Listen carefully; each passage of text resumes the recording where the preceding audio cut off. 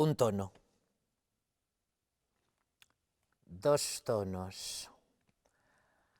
¡Ay! ¡Ay! María Teresa, fía, ¿cómo estás? ¿De dónde saques pa' tanto como destaques? Ay, fía, ¿cómo que quién soy? Marisina, que no te enteres, que estás como una tella. Soy yo. ¿Cómo que qué quiero? ¿No quedamos tú y yo mañana? Ah, acuérdeste, ¿eh? Sí, sí. ¿Cómo que dónde quedamos? Ay, madre fía, nel bus de siempre. Uy, no, nel bus de Ginia no, nel bus de donar sangre. Ya sabes tú que yo lo de donar sangre no lo perdono. No. Voy por lo menos 2 o 3 veces al año. Sí, bobona, ya verás. Vamos, pasalo pipa. Y lo que ye más importante, vamos donar sangre. Y ahora ye más necesario que nunca. Sí.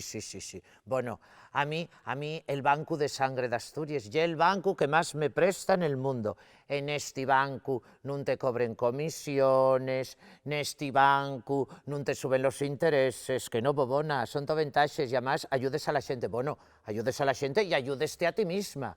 Porque, güey, donamos sangre nosotros, pero a lo mejor mañana esa sangre la necesitamos nosotros. ¿Y de dónde sale? Del Banco de Sangre del Principado de Asturias. ¿Cómo? ¡Uy! Ay, fía, si donar ye muy fácil, nada más tardes 15 o 20 minutinos, sí. Tú primero rellenes los dos datos, luego das el tu consentimiento, tienes un médico que está pendiente de ti en todo momento, sí. Luego donesle sangre y al acabar quedes ahí en recuperación, sí.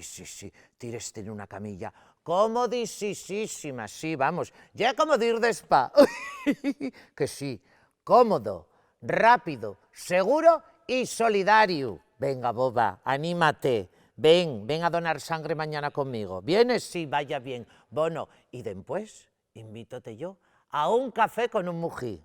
A la bobona. Hasta mañana. Un beso. Ay, dona sangre. Dona vida. El mují, poneslo tú.